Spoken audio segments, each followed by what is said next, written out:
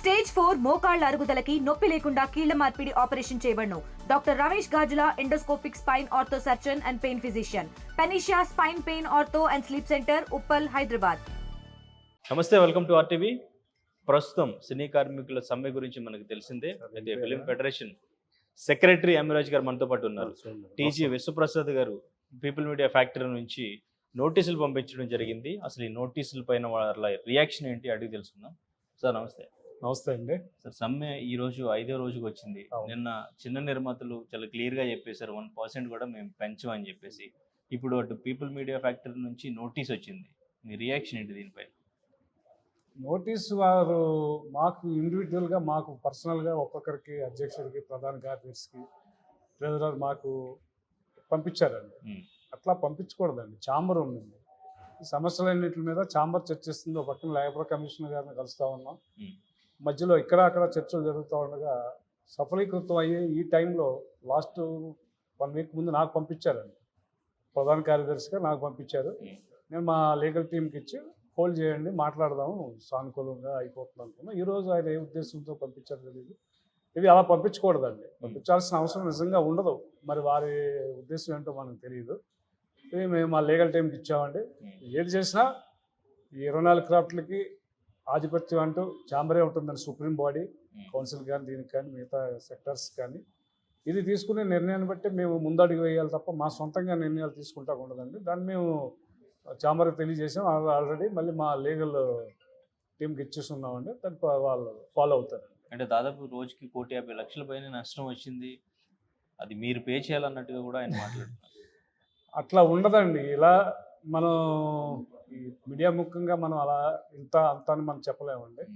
మనం ఏమన్నా మన పనికి రాలేకపోతున్న దానికి చాలా మీటింగ్ జరిగినాయండి. మా 72 కౌన్సిల్, కార్మిక నాయక సంఘాలన్నీ కూడా వచ్చి మాకు ఈ వేతనాలు పెంచండి 3 సంవత్సరాలు అయిపోయింది అని చెప్పేసి మార్చి, ఏప్రిల్, మే, జూన్ ఇంతకుముందు కూడా మీకు తెలియజేసామండి. జూన్ అయింది, జూలై వరకు అడిగారండి. జూలై 31కి అయిపోయింది. ఆగస్ట్ 1 నుంచి 30% అడిగామండి. వారు మాట్లాడుకుని చెప్తామని చెప్పారండి. కమిషనర్ గారు, ఛాంబరు ఈ మధ్యలో జరుగుతూ ఉండగా ఇట్లాంటి ఒక పర్సనల్ కోపంతో పంపించారని అనుకోవాలండి. నిజానికి ఉదయం వరకు నేను అలా అనుకోలేదు. మరి లేకుంటే ఏ ఉద్దేశంతో పంపించారో కానీ అది కరెక్ట్ కాదండి. అంటే ఎందుకంటే విశ్వప్రసాద్ గారే ఎక్కువ, అంటే బయట నుంచి తీసుకొచ్చి చేయించుకుంటామని మాట్లాడుతున్నారు. ఇప్పుడు నోటీసులు పంపిస్తున్నారు. ఎందుకు ఆయన నుంచి ఎప్పుడు జరుగుతూనే ఉందండి. స్కిల్ ఎక్కడ ఉంటే మన దగ్గర సరిపోలేదు అనుకొని తెచ్చుకుంటారండి, తప్పలేదు. స్కిల్ ఇక్కడ ఉందండి. ఈరోజు తెలంగాణ రాష్ట్రం, ఆంధ్రప్రదేశ్ కలిసి ఇక్కడ సినిమాలు తీస్తున్నాం. ఇక్కడ అక్కడ కూడా షూటింగ్ జరుగుతుంది. ఇక్కడ స్కిల్ డెవలప్ అవ్వకుండా ఇక్కడ చెన్నై నుంచి హైదరాబాద్ వచ్చే ఎన్ని సంవత్సరాల్లో ఇంత బ్రహ్మాండంగా మనం షూటింగ్లో వచ్చే స్థితిలో నెంబర్ 1 స్థాయిలో తెలుగు సినిమా ఉండగా స్కిల్ లేదనేది కరెక్ట్ కాదండి. కొన్ని ఎవరినైనా తెచ్చుకుంటూ ఉంటారండి. అది ఎప్పుడు రెగ్యులర్గా జరుగుతుందండి. కొత్తదానాన్ని మనం కూడా ఆహ్వానించాలండి. మనం కూడా ఇది అట్లా కాదు ఇట్లా కాదు అని మనం చెప్పం. తయారు చేసుకోవాల్సిన అవసరం కూడా ఉందండి. వారు చెప్పిన దాంట్లో కొంత నిజం ఉండొచ్చు.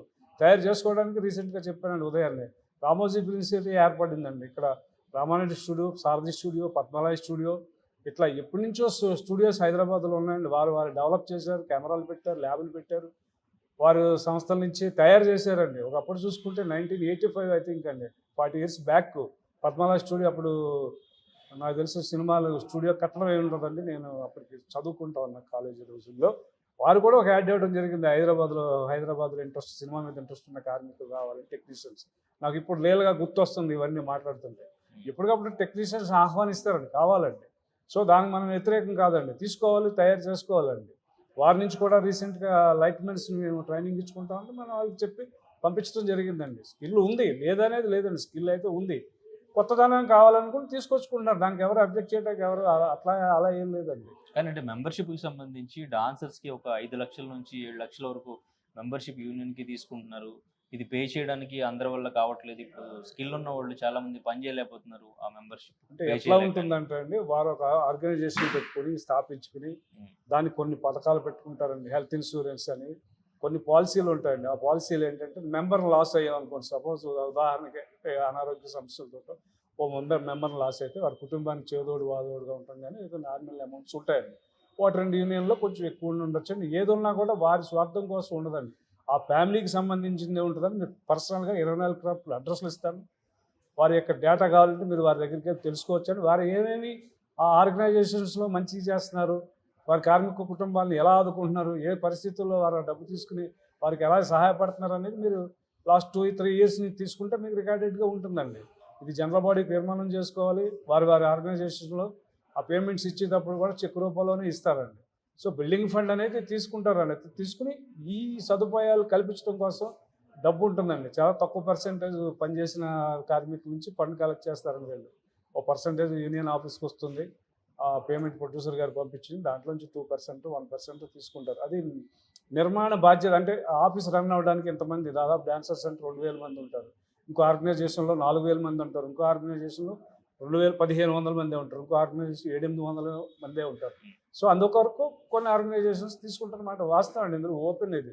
మీరు పర్సనల్గా కూడా మెంబర్షిప్ అనేది కంపల్సరీ 5 లక్షలు 7 లక్షలు ఎంత ఉంటే అంత పే చేయాలి. మెంబర్షిప్ తీసుకునే దానికి ముందు ట్రైనింగ్ ఇస్తారండి. ఒక 2 ఇయర్స్ 1 ఇయర్ వారి స్కిల్ని బట్టి అండి. 13 క్రాఫ్ట్లో 24 క్రాఫ్ట్లో ఆ స్కిల్ డెవలప్ అయ్యి పని చేయగలిగితేనే నిర్మాత గారి దగ్గరికి వెళ్ళి మనం లైట్లు మొయ్యాలన్నా, ఇంకోటి మొయ్యాలన్నా, ఇంకో టెక్నీషియన్ పని చేయాలండి. అది ట్రైనింగ్ అప్రెంటిస్ అంటారండి. దాన్ని అప్రెంటిస్ టైంలో డబ్బు ఇవ్వరండి, అప్రెంటిస్గా పని చేస్తారు. అది కూడా మీరు ఒకేసారి కట్టరండి. అది అంతంత అమౌంట్లు ఉండవు, నాకు తెలిసి కొంచెం తక్కువే ఉంటాయి. కొంత అమౌంట్గా ఇచ్చి ఆ తర్వాత వారు పని చేసుకుంటూ, పని నేర్చుకుంటూ, పని చేసుకుంటూ. సో ఉదాహరణ ప్రొడక్షన్ మేనేజర్ ఉన్నారండి, 2 సినిమాలు పని చేయాలంటే 1 ఇయర్ నుంచి 1.5 ఇయర్ పడుతుందండి ఇప్పుడు సినిమా నిర్మాణ సమయం. ఆ 1.5 ఇయర్ ఆయన నేర్చుకోవాలండి. ప్రొడ్యూసర్కి, ఇటు ఆర్టిస్టులకి, టెక్నీషియన్స్కి మధ్యలో అతను అన్నీ నేర్చుకుని పొద్దున్నే ఉదయాన్నే ప్రోగ్రామెంట్ ఇలా అంటే ఒక మేనేజర్స్ గురించి చెప్తున్నా, ఇవన్నీ చేయాలంటే ట్రైన్ అవ్వాలండి. అలా మిగతా కూడా ట్రైన్ అవ్వాలండి. ఆ ట్రైన్ అయ్యే పీరియడ్లో పేమెంట్ ఉండదండి. ఆ తదుపరి పేమెంట్ వస్తుందండి. ఒకేసారి ఒకరిని తీసుకొచ్చి 1400, 2000 అలా ఇచ్చారండి. సో వాళ్ళు బిల్డింగ్ ఫండ్గా తీసుకోవడం జరుగుతుంది. ఇది క్లియర్ అండి. ఇది వారికి ఫ్యామిలీకి హెల్ప్ చేస్తున్నారు తప్ప వారి స్వార్థమే ఉండదని మీరు కావాలని ఛానల్స్ నుంచి మీరు వెళ్ళి తెలుసుకోవచ్చండి. అయితే ఇప్పుడు చిన్న నిర్మాతలు నేను చాలా క్లియర్గా చెప్పారు, 1% కూడా పెంచేది లేదు. వారి దాని మీద కార్మికులు కానీ యూనియన్ ప్రెసిడెంట్లు కానీ ఏమంటున్నారు, మీరు వాళ్ళకి ఏ విధంగా కన్వే చేశారు, అసలు మీ రియాక్షన్ ఏంటి? మా రియాక్షన్ ఏంటంటే అండి, ఎక్కడికి వెళ్ళినా చిన్న నిర్మాతలు ఇవాళ సినిమాలు రిలీజ్ చేసుకునే పరిస్థితి లేదనేది వాస్తవం అండి. వారికి ఛాంబర్ డిసైడ్ చేసిన ఒక పర్సెంటేజ్ ఉందండి. ఒక ఇన్ని కోట్లలో సినిమా తీస్తే ఇంత పర్సెంటేజ్ తగ్గిస్తాము, అలా వర్కర్స్ని పంపిస్తామని. నేను ప్రధాన కార్యదర్శిగా ఆగస్టు 25 ప్రమాణ స్వీకారం చేశాను లాస్ట్ ఇయర్ ఎలక్షన్లో గెలిచి. ఇప్పటి వరకు ఒక్క ఫైల్ కూడా నేను చిన్న సినిమా చేస్తున్నాను 4 కోట్లలో మీరు అన్న నిబంధనల ప్రకారం చేస్తాను, ఒక్క ఫైల్ కూడా నా దగ్గర రాలేదండి. ఇక్కడ ప్రొడక్షన్లో ఉన్నాము, ప్రొడ్యూసర్గా అన్నీ ఉన్నాం కాబట్టి చెప్తున్నాను, మళ్ళీ చెప్తున్నానండి. చిన్న సినిమా నిర్మాతలు ఏంటంటే అండి, వారి యొక్క నిర్మాణం చేసుకునేప్పుడు మాట్లాడుకుంటారండి కొంతమందితో. మా ఆర్గనైజేషన్లోనే బాబు ఒక 20 డేస్ సినిమా ఉంది, ఒక షెడ్యూల్ 25 డేస్ ఒక షెడ్యూల్ ఉంది, మాకు చేసి పెట్టండి ఆయన అంటే, వారికి వీళ్ళు ఎలా చేస్తారంటే వాళ్ళు స్పాట్లో డబ్బు ఇచ్చేస్తారండి. అంటే మిగతా వారు ఎవరంటే వారు దశల వారికి ఇస్తారు, వారు ఇస్తారు. వీరు ఏం చేస్తారు, ఏ రోజు ఆ రోజు ఇచ్చేస్తారండి. కొంచెం తగ్గించి తీసుకుంటారు. అలాగే పని సమయం కూడా ఒక 1 hour, half an hour call sheet time దాటినా కూడా ఆ నిర్మాతకి టెక్నీషియన్స్ కోఆపరేట్ చేస్తారండి. ప్రతి నిత్యం ఇది జరుగుతుందండి. అలా చాలా సినిమాలు జరుగుతుంది. 1 ఇయర్ నుంచి ఫైల్ రాలేదంటే వారు అండర్స్టాండింగ్తో మాట్లాడుకుని పని చేసుకోవడం జరుగుతుందండి. అంతే తప్ప వేరేగా కాదండి. చిన్న నిర్మాతలు నిజంగా చాలా ఇబ్బందుల్లో ఉన్నారు. అట్లా పెద్ద నిర్మాతలకు కూడా వాళ్ళ కష్టాలు ఉన్నాయండి. నిర్మాతల పరంగా చూసుకుంటే ఈరోజు ఇబ్బందులు అనేది 100% ఉంది. దాన్ని మేము ఏకీభవిస్తామని మా ఇది ఏంటంటే, కార్మికుల సైడ్ నుంచి 3 సంవత్సరాలకు ఒకసారి పెంచే ఏదైతే మనకు 30% ఉందో దాన్ని పెంచండి. లేదంటే 1 ఇయర్ అన్నారు లాస్ట్ ఇయర్, ఆ 1 ఇయర్ కోసం పెంచండి. నెక్స్ట్ ఇయర్ ఏం చేస్తారు, నెక్స్ట్ ఇయర్ అంతే తప్ప నిర్మాతను ఇబ్బంది పెట్టాలన్నా ఆ నిర్మాతను కానీ ఈ నిర్మాతను కానీ ఎవరైనా భోజనం పెట్టి ఈ నిర్మాత సినిమా తీస్తేనే వీళ్ళకి పని ఉంటుందండి. రోడ్డును పడతారండి, ఎక్కువ రోజులు ఉంటే మనం రోడ్డును పడతాం. అట్లా కాకుండా సమన్వయంతో వారితో మేము ఎప్పుడు అండర్స్టాండ్ అయ్యి ఉంటామండి. చక్కగా ఛాంబరు, కౌన్సిల్, ఈ ఫెడరేషన్ కలిపే వెళ్తుందండి. మధ్య మధ్యలో కొన్ని మనకు తెలియకుండా మాట్లాడుతూ ఉన్నారండి. అవన్నీ కరెక్ట్ కాదండి. ఇప్పుడు ఫైనల్ గా కార్మికులు ఏమంటున్నారు, ఫైనల్ గా కార్మికులు అయితే మాకు 3 సంవత్సరాలు దాటిపోయింది, మీరు మార్చి, ఏప్రిల్, మే 3 నెలల నుంచి తిరుగుతున్నారు. జూన్ నెలలో 1 నెల సమయం అడిగారు కోఆర్డినేషన్ కమిటీ. ఆ కమిటీ అడిగిన సమయాన్ని మీరు ఇచ్చారు. ఆగస్టు 1 వరకు మనం ఒప్పుకున్నాము. 25 లోపల, జూలై 25 లోపల అది ఫినిష్ చేయాలి. ఎలా పెంచుతున్నాం, ఏ రకంగా పెంచుతున్నాం, 3 సంవత్సరాలకు ఒకేసారి ఇంతని పెంచుతున్నావా, 2 సంవత్సరాలకు ఎలా పెంచుతున్నావా, లేకపోతే ఇయర్ది ఎలా పెంచుతున్నావా, అది ఏది క్లారిటీ లేకపోవడంతో మేము చాలా ఇబ్బందుల్లో ఉన్నాం నిర్మాతలు చెప్పడం. అట్లాగే కమిషనర్ గారి దగ్గరికి వెళ్ళడం, ఇవన్నీ మీకు తెలిసిన మ్యాటరే. కార్మికులు అయితే చాలా ఆకలితో బాధగా ఉన్నారండి, పెంచుతారని ఆశతో ఉన్నారండి. నిర్మాతలు కూడా 2-3 కండిషన్స్ పెట్టారండి, ఇవాళ రేపట్లో సాల్వ్ అవుతాయండి. పెంచడం అయితే జరుగుద్దండి. ఇది ఎలా పెంచుతారు ఎట్లా అనేది పెద్దలు ఛాంబరు మేము అందరం కూర్చుని నిర్ణయించాలండి అంతే. Right sir, thank you. తెలుగులో ఫాస్టెస్ట్ న్యూస్ యాప్ ఇప్పుడు కొత్త అవతారంలో 5 సెకండ్లోనే పూర్తి వార్తా సమాచారం మీ చేతిలో. సోషల్ మీడియా ట్రెండ్స్ మీ కళ్ళ ముందుకే live TV and voice search ఆప్షన్స్తో ఇప్పుడే డౌన్లోడ్ చేయండి. యాప్ లింక్ డిస్క్రిప్షన్లో ఉంది.